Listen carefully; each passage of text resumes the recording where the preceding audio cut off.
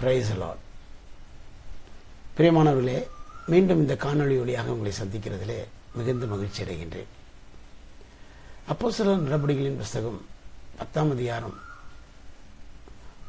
31ஆம் வசனத்திலே கொர்நேலியு பேதுருவை பார்த்து இப்படியாய் அறிக்கையிடுகிறான்.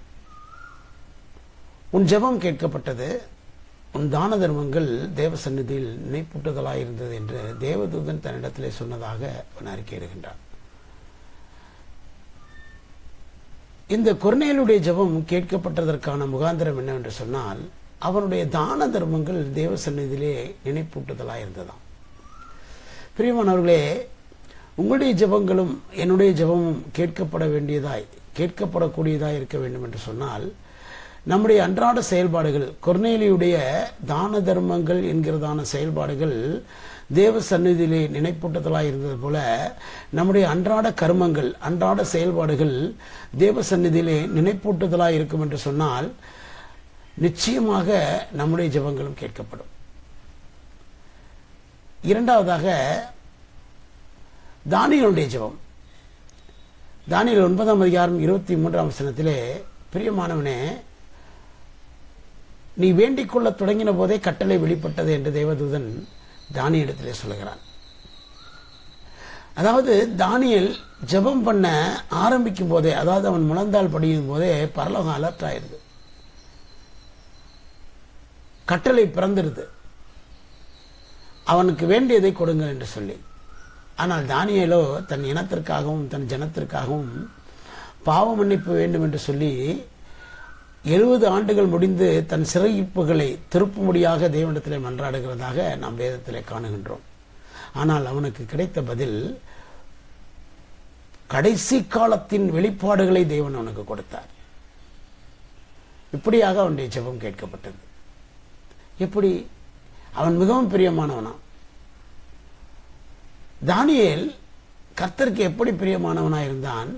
1ஆம் அதிகாரத்திலே ராஜாவின் போஜனத்தினாலே தன்னை தீட்டுப்படுத்திக் கொள்ளக்கூடாது என்று சொல்லி தன் இருதயத்திலே நிர்ணயம் பண்ணியிருந்தான். அவனும் அவனோடு சேர்ந்த அவனுடைய நண்பர்களான அனனியா, மீஷாவேல், அசரியா என்கிற வாலிபர்கள்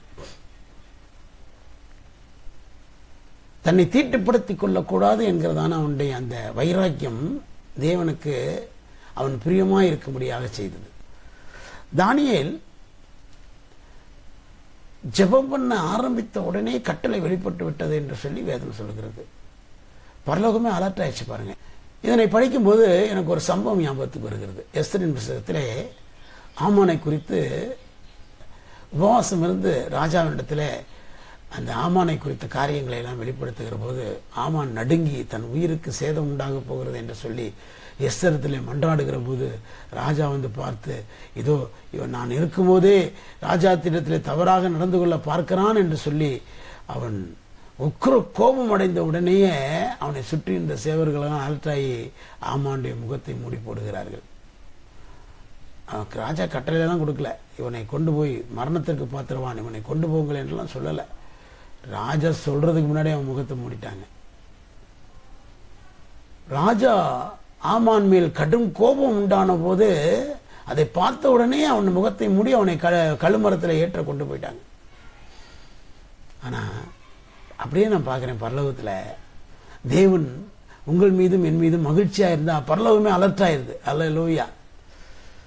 உடனே நமக்கு வேண்டியதை கொடுக்க, நம்முடைய தேவைகளை சந்திக்க, நம்முடைய விண்ணப்பத்தை நிறைவேற்ற பரலோகம் அலர்ட் ஆயிருது. தேவதூதர்கள் அலர்ட் ஆயிடுறாங்க. பிரியமானவர்களே, தேவனை பிரியப்படுத்துவோம். அல்லேலூயா. நம்முடைய செயல்பாடுகள் எல்லாம் கர்த்தருக்கு முன்பாக நினைப்பூட்டுதலாய் இருக்கும்படியாக நம்ம ஒப்புக் கொடுப்போம். 3வது தேவ மனுஷன் ஈசாக்கு. ஆதியாகமத்தின் புஸ்தகம் 25ஆம் அதிகாரம் 21ஆம் வசனத்திலே, ஈசாக்கு தன் மனைவிக்காக வேண்டுதல் செய்தான். மலடியாயிருந்த தன் மனைவிக்காக ஈசாக்கு வேண்டுதல் செய்தான். தேவன் அவன் ஜெபத்தை கேட்டலினால் அவனுடைய மனைவியாகிய ரெபெக்காள் கர்ப்பம் தரித்தாள் என்று சொல்லி வேதம் சொல்லுகிறது. அந்த ஈசாக்கு என்கிற தேவ மனுஷன் கர்த்தருக்கு பிரியமாயிருந்தான். ஆகையினாலே அவனுடைய ஜெபங்கள் கேட்கப்பட்டது. எப்படி பிரியமாயிருந்தான்? அவன் தினந்தோறும் தியானம் செய்கிற மனிதனாக விளங்கினான். ஆதியாகமத்தின் புஸ்தகம் 24ஆம் அதிகாரம் 63ஆம் வசனத்திலே அவன் தியானம் செய்யும்படி மாலை வேளையிலே வெளிநிலங்களுக்கு சென்றான் என்று சொல்லி பரிசுத்த வேதம் சொல்லுகிறது. அடுத்ததாக ஆதியாகமத்தின் புஸ்தகம் 26ஆம் அதிகாரம் 8ஆம் வசனத்திலே அவன் தன் மனைவியோடு விளையாடி கொண்டிருந்தானாம். அது கணவனுக்கும் மனைவிக்கும் இடையே இருக்கிறதான தெய்வீக அன்பை வெளிப்படுத்துகிறது. இன்றைய காலகட்டத்தில் பார்த்தீங்கன்னாக்க கணவன் ஒரு பக்கம் இருப்பான், மனைவி ஒரு பக்கம் இருப்பான். கணவன் செல்போனில் ரீல்ஸ் பார்த்துட்டு இருப்பான், மனைவி செல்போனில் ஸ்டேட்டஸ் பார்த்துட்டு இருப்பாள். ஒருத்தர் முகம் கொடுத்து பார்க்கிறது கூட கிடையாது. இன்றைய காலம் ரொம்ப மோசமான ஒரு காலமாகிவிட்டது. கணவன் மனைவிடத்திலே ஒரு பரஸ்பர அன்பு இல்லை. ஆனால் ஈசாக்கிடத்திலே ரெபேக்காளிடத்திலும் ஒரு பரஸ்பர அன்பு இருந்தது. அந்த அன்பின் வெளிப்பாடு தான் அவர்கள் விளையாடி கொண்டிருந்தார்கள் என்று சொல்லி வேதத்திலே சொல்லப்பட்டிருக்கிறது. அது தேவனுக்கு பிரியமாயிருந்தது. ஆகையினாலே அவன் ஜெபங்கள் கேட்கப்பட்டது. அவன் விதை விதைத்தானாம் 100 மடங்கு, பஞ்ச காலத்திலே விதை விதைத்தானாம் 100 மடங்கு அறுவடை செய்தான் என்று சொல்லி வேதம் சொல்லுகிறது. இன்னொரு தேவ மனுஷனை பார்க்கிறோம். பவுலடிகளார் 2 கொரிந்தியர் 12ஆம் அதிகாரம் 8ஆம் வசனத்திலே 3 முறை தன்னுடைய பலவீனத்தை குறித்து அவர் விண்ணப்பம் பண்ணுகிறார். ஆனால் அது கேட்கப்படவில்லை. ஆண்டவர் என்ன சொல்றாரு? உன் பலவீனம் இருக்கும், உன் பலவீனத்திலே என் பலன் பூரணமாய் விளங்கும் என்று சொல்லுகிறார். அதாவது அவனுடைய பலவீனம் அவனுக்கு இருக்கும் போதே அந்த பலவீனத்தை தேவனுடைய பலம் மூடிக்கொள்ளுமா. அவன் பரிசுத்தவான். அவனுடைய ஜெபம் அவன் விரும்பின மாதிரி கேட்கப்படலை. பாருங்களேன். அல்லேலூயா. அடுத்ததாக நம்முடைய ஆண்டவராகிய இயேசு கிறிஸ்து அவருடைய ஜெபம் தள்ளப்பட்டது.